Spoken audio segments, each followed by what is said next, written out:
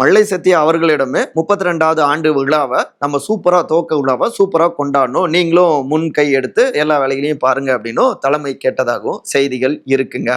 இதுல ஒரு கேள்வி வர்றது என்னன்னா, 32 ஆண்டுகளுக்கு முன்னாடி மதிமுக எப்படி உருவானது? திமுகவுல ஒரு குடும்பம் ஆதிக்கம் செலுத்துகிறது, வாரிசு அரசியல்லாம் இருக்கு. அதை எதிர்த்து தான் உள்ளுக்குள்ளார ஒரு கழகம் பிறக்கிறது.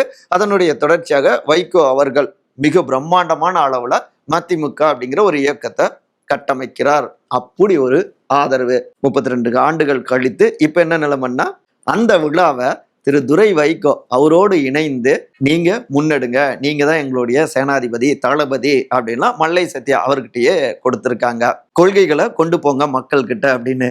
எதற்காக அந்த கட்சி உருவாக்கப்பட்டதோ அந்த கொள்கைகளை தன்னுடைய வாரிசு முதன்மை செயலாளராக இருக்க அவரோடு இணைந்து நீங்க கொண்டு போங்க அப்படிங்கிறது கேட்கறதுக்கு முரணா இல்லையா அப்படின்னும் கேள்வி பிறக்குதுங்க. பொதுவானவர்கள் கேட்குறாங்க.